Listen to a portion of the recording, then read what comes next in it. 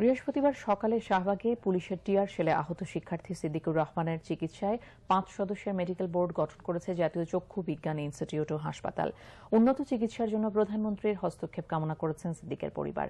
এদিকে শিক্ষার্থীদের সাথে সংঘর্ষের ঘটনায় অজ্ঞাত ১২০০ জনকে আসামি করে হত্যা চেষ্টা ও পুলিশের কর্তব্য কাজে বাধা দেওয়া সহ কয়েকটি ধারায় মামলা দায়ের করেছে শাহবাগ থানা পুলিশ। বৃহস্পতিবার সকালে রুটিন সহ পরীক্ষার তারিখ ঘোষণার দাবিতে ঢাকা বিশ্ববিদ্যালয়ের অধিভুক্ত ৭টি সরকারি কলেজের আন্দোলনরত শিক্ষার্থীদের ছত্রভঙ্গ করতে টিয়ারশেল নিক্ষেপ করে পুলিশ। একেবারে কাছ থেকে সরাসরি টিয়ারশেল মারায় চোখে আঘাত পেয়ে মাটিতে লুটিয়ে পড়ে তিতুমীর কলেজের ছাত্র সিদ্দিক। শুক্রবার সকালে জাতীয় চক্ষু বিজ্ঞান ইনস্টিটিউটে ৫ সদস্যের মেডিকেল বোর্ড সিদ্দিকের চোখ পরীক্ষা নিরীক্ষা করেন। চিকিৎসক জানিয়েছেন, চোখে কোনো বস্তুর আঘাত লেগেছে, সে এখনো চোখে কোনো আলো দেখতে পাচ্ছে না।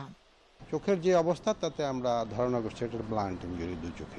ধারালো কিছু দিয়ে আঘাত? ধারণা ব্লান্ট জিনিস, এটা ঢিল ভোতা এই জাতীয় জিনিস। আলো যে দেখতে পারে না তার অবস্থা তো খুব একটা ভালো হওয়ার কথা না, তবে এটাই ফাইনাল না, আমরা তো দেখার ব্যাপারে খুব একটা হোপফুল না। সিদ্দিকের পরিবার বলছে, চোখের দৃষ্টি ফিরিয়ে আনতে উন্নত চিকিৎসার প্রয়োজন।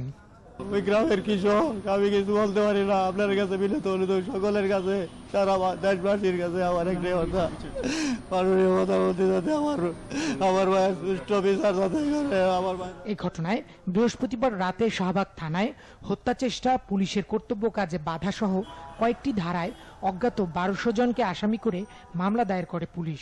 তবে এ ব্যাপারে চেষ্টা করেও পুলিশের কোনো বক্তব্য পাওয়া যায়নি। দীপন দেওয়ান, বাংলা ভিশন, ঢাকা।